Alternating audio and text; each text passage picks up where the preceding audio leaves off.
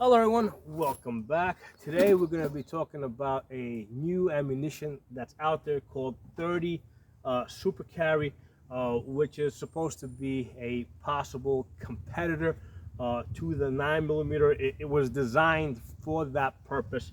The idea here was that to create a 30 caliber pistol round, right?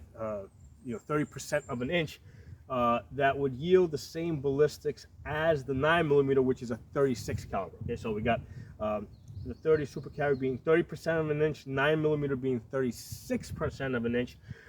Because the 30 caliber is a little bit smaller, you would be able to get more bullets in the same size magazine. Now, the gun that they tested it on was the Shield EZ, which is a terrible gun. Never buy that gun.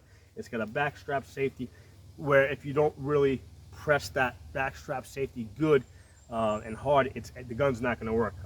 Very different from the backstrap safety on the 1911. Now, they also make a Shield Plus that also shoots this ammunition. That doesn't have the backstrap safety. If you were interested in buying a gun that shoots this, that's the way I would recommend you go. I think there's also one other gun, I can't remember it right now, that is designed to shoot this ammunition. So this isn't very common ammunition at this point, and there's not too many companies out there that make guns to shoot it. However, the 9mm is more than 100 years old at this point. Okay, so this 30 Super Carry is something that might become popular 100 years from now. And it's something that I wanted you guys to just be aware of. The reason why it kind of caught my interest is because many years ago, I kind of concluded myself that that a 30 caliber pistol round would be kind of ideal, right? Pretty close to the 9mm that has proven ballistics, but just a tiny, just a little bit smaller, so that you can carry more in the magazine. So now that I'm hearing that they've actually invented it and they're selling it, it caught my attention. And I wanted to do a little bit more research at this and look at the tests that other people have done. So the data that I'm going to provide here is based on actual tests, right? Not the information that's on the packaging. I watched somebody shoot both the 9mm and the 30 Super Carry ammunition through a chronograph. And then I did my own energy and momentum calculations myself. And I've got some other data down here where I again shot the ammunition, collected the information on the chronograph, and made the energy and momentum calculations myself. Now, we're going to be spending a lot of time talking about momentum, because a lot of times people only talk about energy, and I think momentum is also something that needs to be considered, especially when we get all the way down here and we're talking about a 44 Magnum. You're going to see some very interesting numbers, okay? So, as far as the 30 Super Carry, like I said, they tested it in the Shield EZ, and the ammunition that they used on both of these was a Remington HTP, okay? Basically, it was a hollow point round. Both of them expanded the way that they were supposed to. The expansion on both was about the same. I think the 9mm expanded to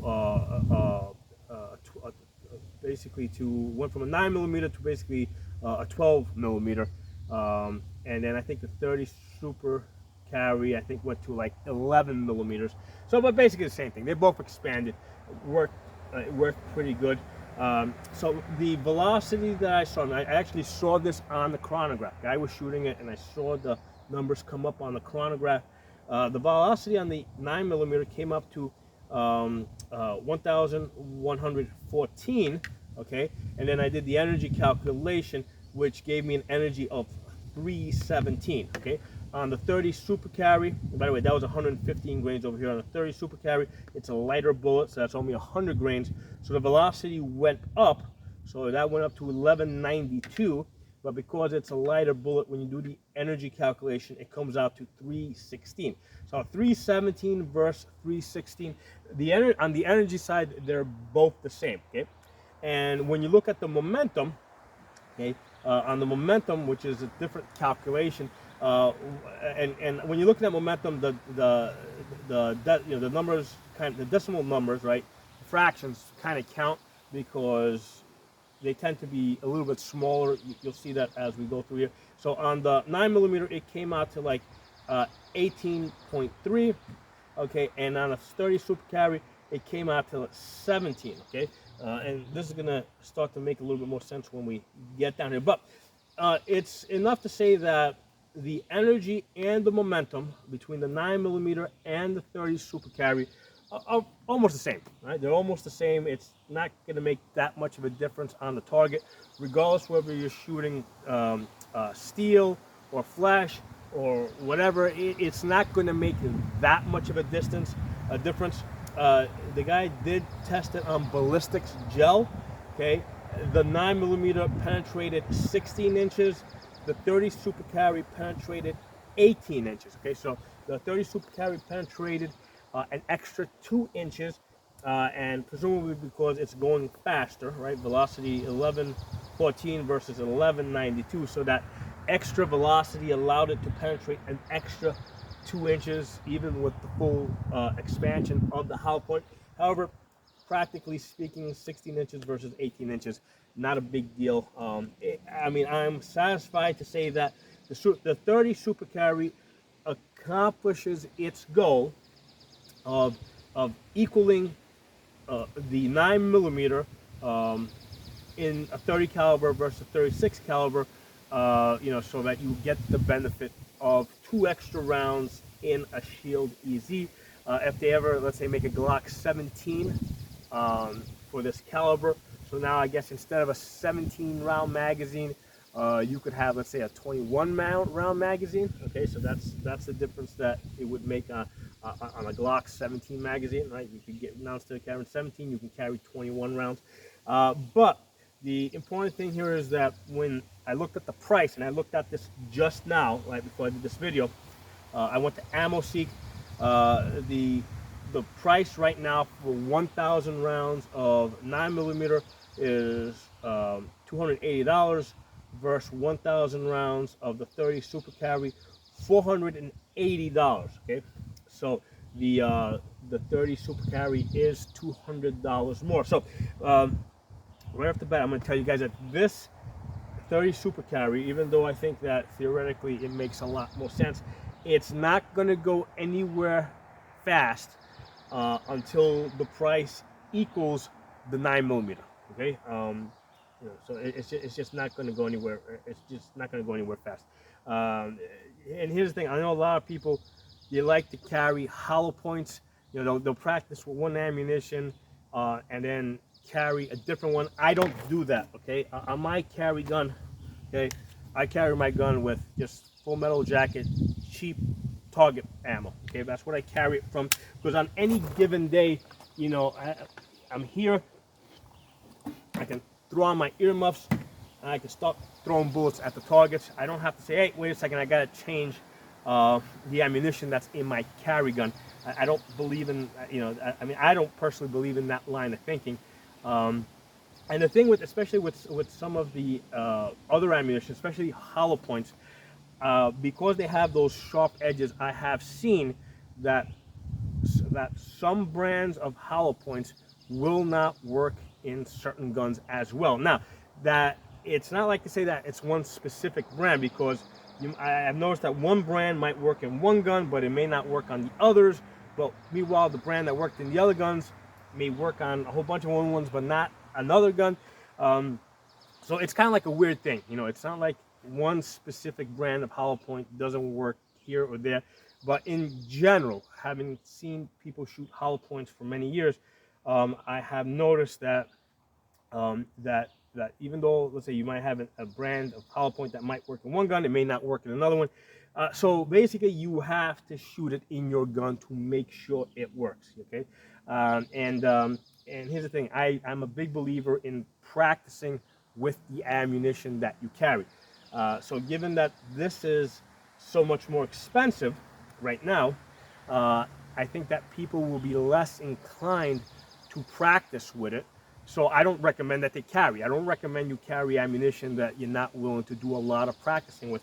And here's the thing: I always buy my ammunition 1,000 rounds at a time.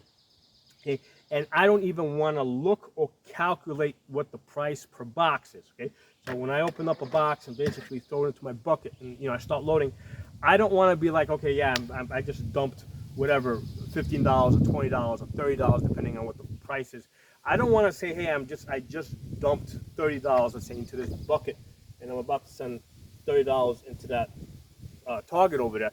I don't want to think about that. So that's why I buy my ammunition 1,000 rounds at a time. Okay, and then this way when I'm shooting it, I'm not thinking of the price. I'm just thinking about practicing. I'm not concerned with cost at all when I'm practicing. Okay, so I just wanted to kind of put that out there. So until the price of this comes down, and I don't think it can come down until it becomes very popular.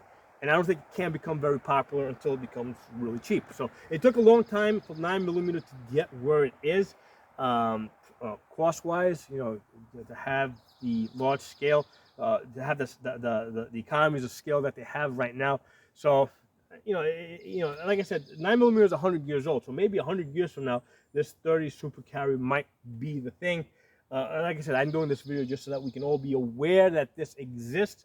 Know that the ballistics are in fact the same. I haven't watched this person shoot it, take measurements, do my own energy calculations and momentum calculations. They are the same, and you do have the benefit of being able to carry extra rounds. Now, what I wanted to do is I wanted to list a couple of different ammunitions here that I have measured myself. Here's my personal data book where I basically measure different ammunitions, take the velocity, and do my own energy and momentum calculation. So the first one I started off with was Tula, right? Because I will typically buy 4,000 rounds of Tula at a time. Okay, that's pretty common. And again, same weight, 115 grains. Velocity 1181, right, which is closer to the velocity of the super carry. Energy 356. So comparing the Tula, which came in at 356, compared to this Gucci ammo up here for both the 9mm hollow points and the 30 super carry hollow points, these guys only came in at 317. I'm actually surprised that the energy came in as low as it did for the Gucci ammo up here. And I'm talking both of them, 9mm and the 30 super carry. Again, one of the reasons why I just carry cheap target ammo. Okay, I don't see that big of a benefit in carrying the Gucci ammunition, especially when I have the opportunity to shoot it here every day and know exactly how reliable it is. Okay, so on the energy came out to 356, which blew this out of the water over here, and on the momentum came in a little bit higher at 19.4. Okay. Right now, not a big deal with the momentum, but you're gonna start to see a big deal with it in a little bit. So the next thing I went to is the 40 caliber. Okay, initially I looked at the Tula 40. The interesting thing with the Tula 40 is that the energy and the momentum is less than the 9mm. It's not as common. So the energy of the Tula 40 caliber comes in at around somewhere between around 315 foot-pounds. So it comes in at the same power as this 9mm up here. Okay, so I said, forget the Tula 9mm. I guess they really haven't developed it that much since it's not that common. And I went to the 40 Winchester. Okay, which came in a little bit better, 165 grains. Velocity of 977. Okay, energy came in at 350, so still less than the Tula 9mm, but way more than the Gucci ammo up here. Okay, so the 40 Winchester target ammo came in at energy of 350, momentum up to 23.02. So it went up to 23. So we're seeing that the momentum. Okay, so we're seeing the momentum jump up, even if we compare, let's say, the 40 to the 9mm, where there's only actually the energy of the 40 is a little bit less than the Tula 9mm, but because it's a heavier bullet, 165 grains versus 115, you can see that the energy goes up. I'm sorry, that the momentum goes up significantly. Okay, so exactly what we're talking momentum. Here, momentum. I'm sorry, I don't mean to confuse you guys. So we can see the energy drops a little bit, but the momentum goes up. Right? It went from 19 to 23. So what's the momentum? Okay, so when we're talking about momentum, the way I consider momentum is like, let's say you're hitting a bulletproof vest, right? You're hitting a plate, okay, and you can have two different ammunitions that are both going to be stopped by that by that ballistic plate. Well, the one with the greater momentum is going to hit harder onto that plate and has a better chance of cracking ribs or sternum behind that plate. Okay, so that's the benefit of something that has a little bit more, that has more momentum. Okay, next thing I looked at was the Tula 223. Okay, now as far as 223, Tula comes in a little bit on the low sides. It is a little bit weak over here. So Tula makes really some pretty hot 9mm ammo, but they make pretty light 223. Right. So again, 55 grains, velocity 2662. Okay, energy 865, momentum 20.19. So here's the thing. Let's talk about this Tula now, and the most significant number with the Tula 223 is the velocity. Okay, because what's going to happen is this velocity. If you look at those steel rims down there, right, the velocity allows the 223 to penetrate the steel rims, because it's and also the fact that it's a 22 caliber bullet, because it's thinner. It's able to concentrate more of its force on the tip and penetrate those steel rims over there. Energy 865. That's in a 16-inch barrel.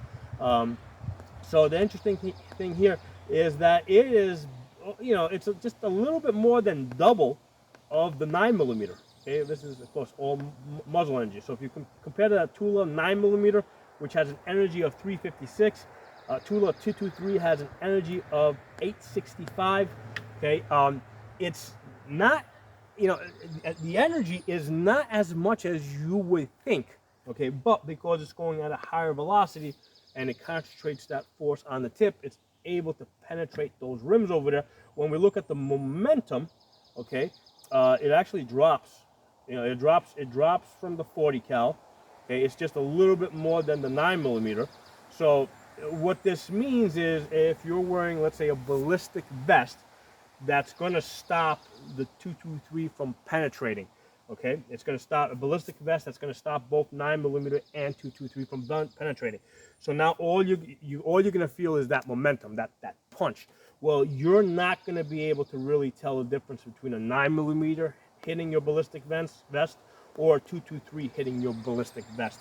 That's what these momentum numbers mean over here. Okay, the punch is going to be exactly the same in Tula 9mm and Tula 223 hitting a ballistic vest that neither one can penetrate. I mean, the punch is going to feel exact. You're not going to know the difference of which one you've been hit with. Okay, the only difference is if you've been hit with the Gucci ammo up here, which of course also will not penetrate it, it's going to be like a tiny bit lighter. You're really not going to tell the difference, but theoretically it's going to be just a tiny little bit lighter. So the last one on my list over here, I took a look at the 44 Magnum. Now this is a much heavier bullet, 240 grains. Velocity on this 1392.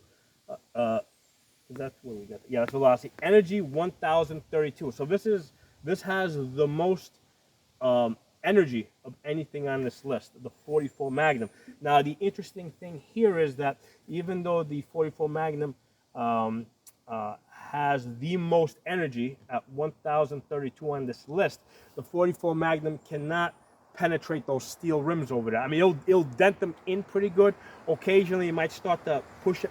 It might start pushing its way through, but it cannot reliably penetrate those steel rims over there, even though it has more energy. And a lot of that is going to have to do with the fact that it's a fatter bullet that's trying to push aside a lot more material. But practically speaking, it gets less penetration on the rims. Okay, but so 1032 energy. But let's look at the momentum, because it is a 240 grain bullet. The momentum jumps up to 47.73. Okay, so it is uh, it is 2.5. It has, the momentum is 2.5 times more than any of this other stuff on this list. So what that means is, if you got somebody that's wearing a ballistic vest, okay, the 44 Magnum won't penetrate it, but because it's actually hitting 2.5 times harder, it has a way better chance of breaking the sternum, breaking ribs, knocking somebody back. Okay, so then I guess the question becomes, well, why doesn't the military just carry 44 Magnums? Well, here's the thing. There's a benefit to having a 30 round magazine, because even though a single round of 44 Magnum can deliver a momentum of 47, almost 48 here, okay, with the but you only got 6 rounds of that, okay. With the Tula, right, even though your momentum's only 20, all right, you can drop 5-6 rounds into a vest, and what's going to happen is, if you got a plate, right, the first 2 or 3 rounds are not going to penetrate it, right. But what's going to happen is that every time that vest gets hit, it gets weakened. You know, you can't put multiple rounds on the vest.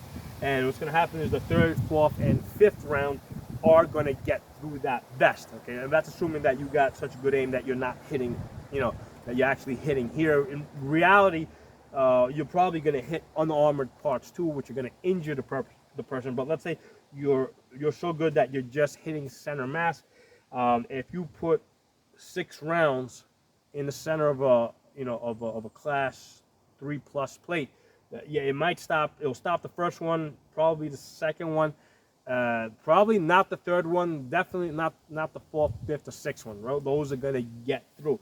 So that's why the 223 is better, because even though it's weaker, you've got more bullets that you can put on target faster, because you got that less recoil. But if you've only got 1 round, right, and you're trying to put it on on a class 3+ plate, right, the 223 is not going to penetrate it. Okay, the 44 is not going to penetrate it either, but the 44 Magnum is going to probably break more things behind that plate.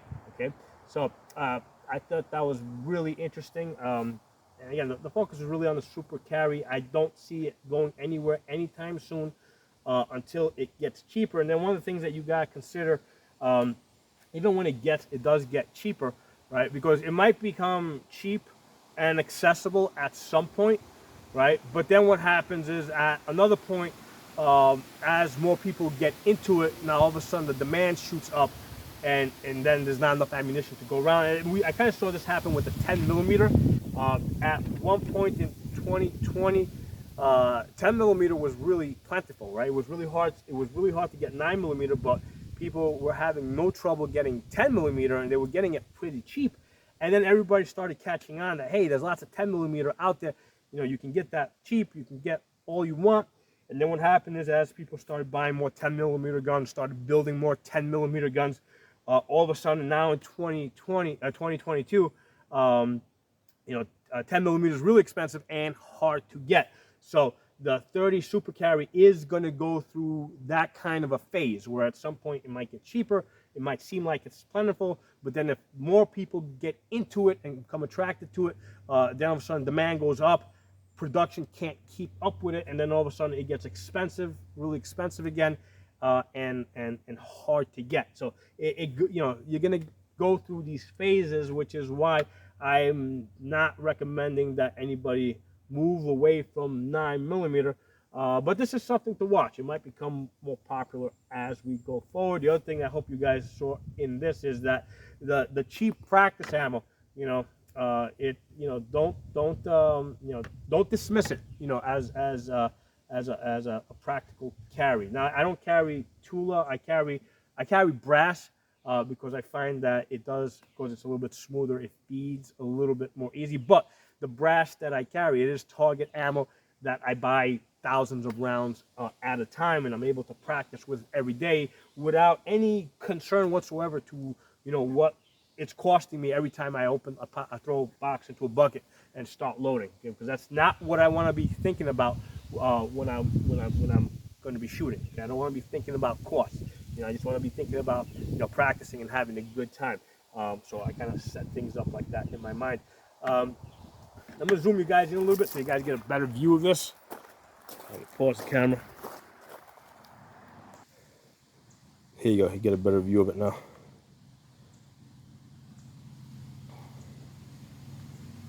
You got any questions? Drop it in the comments section below. Or any opinions? If you think this is gonna go anywhere, if you don't think it's gonna go anywhere. I've done a couple of videos on the Shield EZ, which I think that gun sucks. Don't buy it.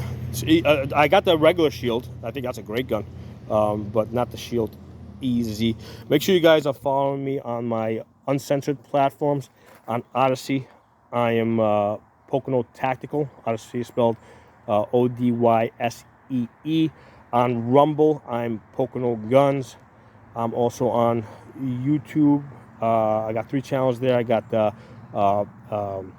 Pocono Shooting, Absolute Gun Rights, and then I got the original Safa channel that goes back to 2006. And I'm also on HugeTube and Gun Streamer. Over there, I am Pocono Tactical.